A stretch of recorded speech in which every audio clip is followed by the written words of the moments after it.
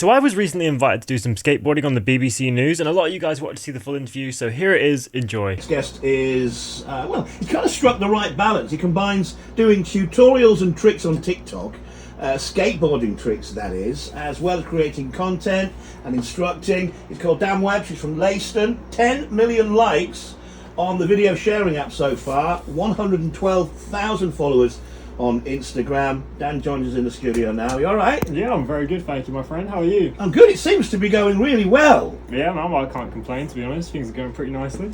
Skating was something I it harks back to the 90s and early noughties for me, my skating experience. Yeah. Listening to Avril Lavigne. Right, cracking. And playing the Tony Hawk's video game. Yeah, some of the best ever made. I was never very good at it, to be honest. It is quite skillful.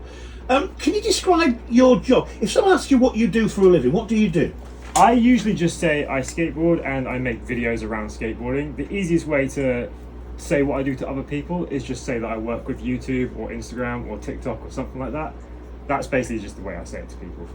Would what you're doing now have been possible 10, 20 years ago? It wouldn't, would it? Not really, no, because nowadays it's more like you can do stuff independently. You can make your own videos, your own platform, your own content, all this, that, and the other. But back in the day, it was more like you kind of had to be put on by a company, so it was less in your control. Nowadays, you can do it with a lot less. So how do you make money out of skateboarding? So, well, to be honest, there's a bunch of different ways. We have our own skate store, where we sell our own merchandise and skateboards and stuff like that.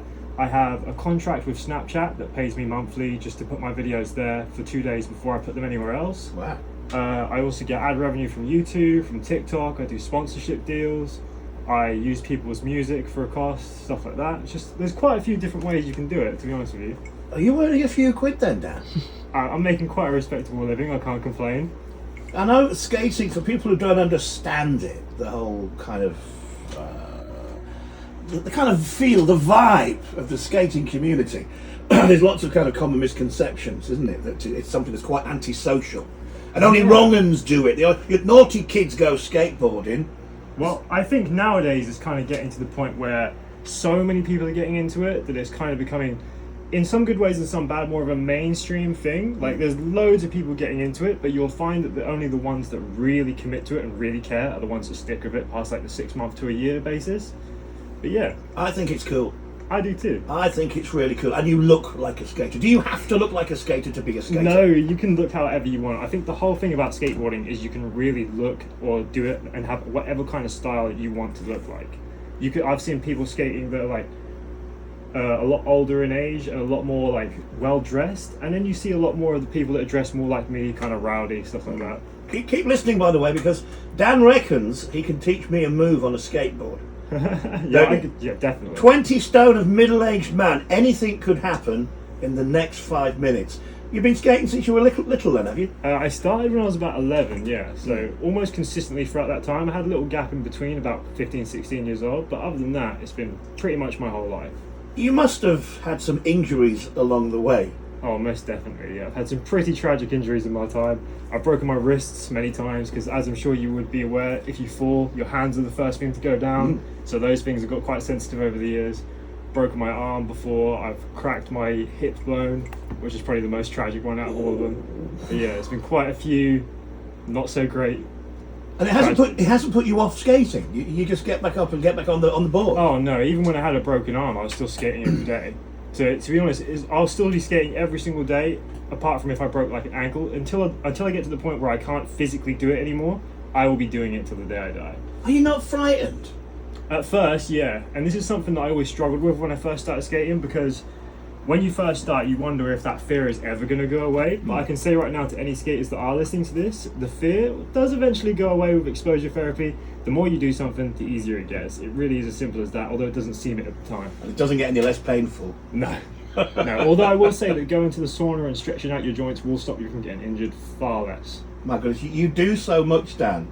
You must be so busy.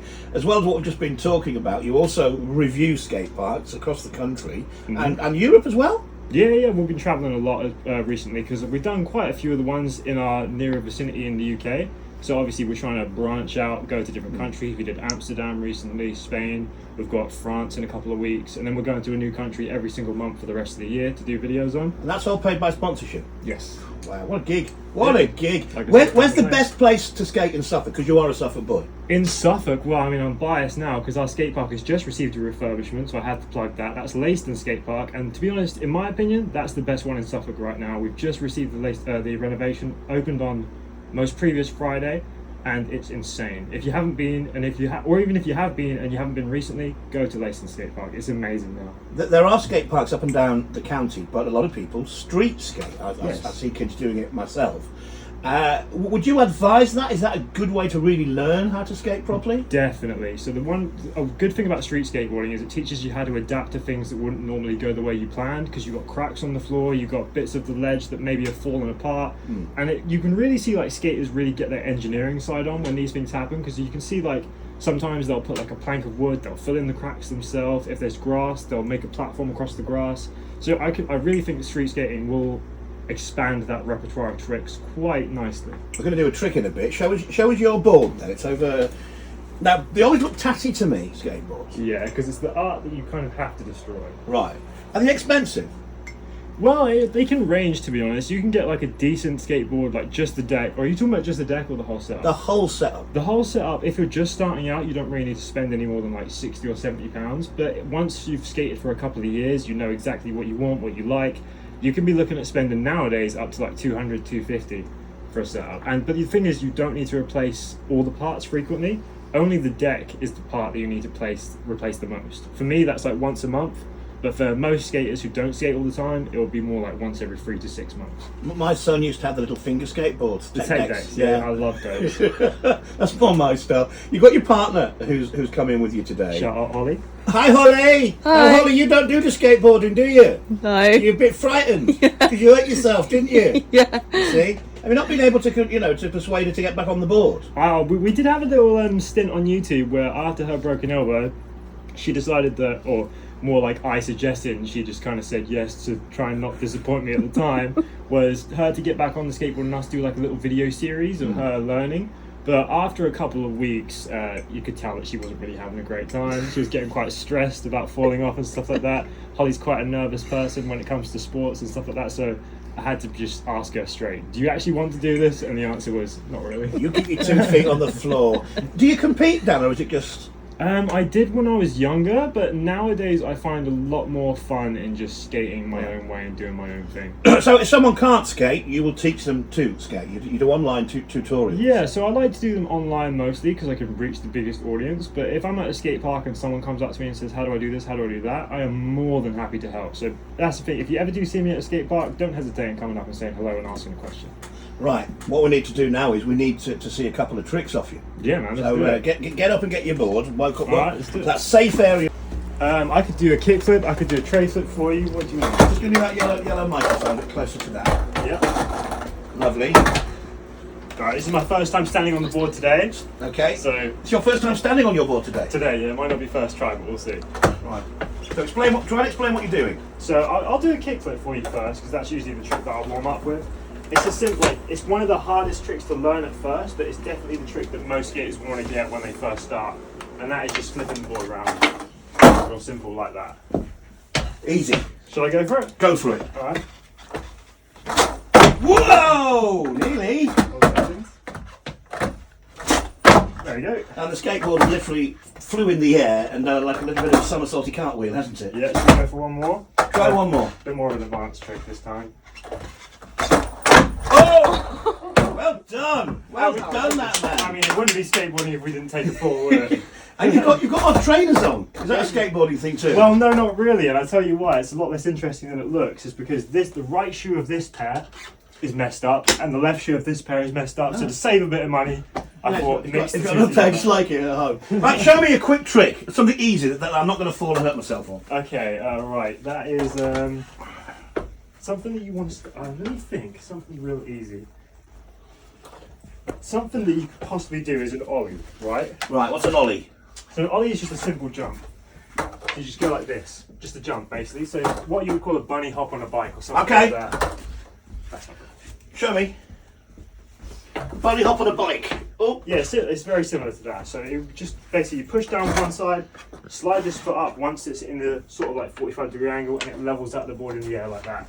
I'm not going to be able So to do it this. looks a lot easier than it is, but Oh my goodness! simple as that. Right. Don't snap his board. Do not snap his board. So right, you want to put your front foot right before these bolts here, and the back foot right on here. I don't feel comfortable on it. I'm not going to do it. Oh no, I'm not. I'm sorry. I'm backing out. I'm a wimp. We always recommend I'm a wimp. that someone practices riding the board before they try any tricks. I don't want to work myself and break my neck. Oh, on your socials. So you can find me on YouTube under Dan Webz, and then TikTok, Instagram, and Snapchat is Webz Skateboards. And also you can find our website at escapismskateboards.co.uk. If you need any skateboard stuff, that's where you need to go. Good luck. You can't possibly do this in your 50s and your 40s. Tony Hawk's doing it, so why can't I? It's clearly something you absolutely love, isn't it? Yeah. Can you do normal skating? Are you do you ride bikes and? See, if you saw me on a BMX, you would think that I looked weirder than anything ever. It doesn't suit me.